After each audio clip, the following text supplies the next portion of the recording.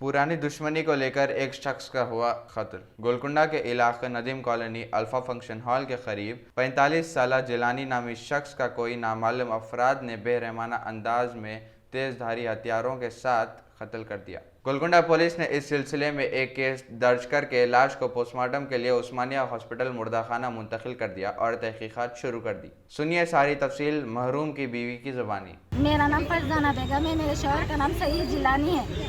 मेरे दामाद इमरान के भाई मेरा दामाद होना, इमरान का भाई मेरा दामाद होना।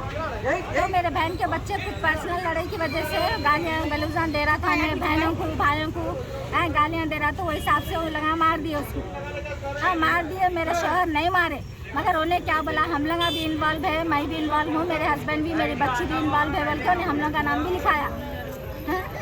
अभी 15 दिन से उन्हें धमकियाँ भी दे रहा था, मार दे। तो 15 दिन का टाइम दिया था, मगर मेरे को नहीं मालूम था ऐसा करेंगे बोल के।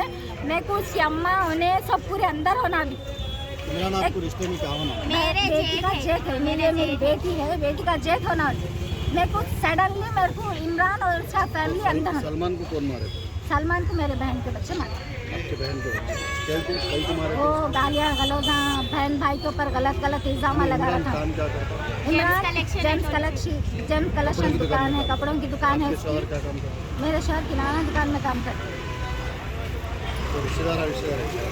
हाँ बेटी का जेठ है वो। मतलब पहले से गैरों में थे? हाँ गैरों में से, फैमिली में नहीं है, गैरों में थे।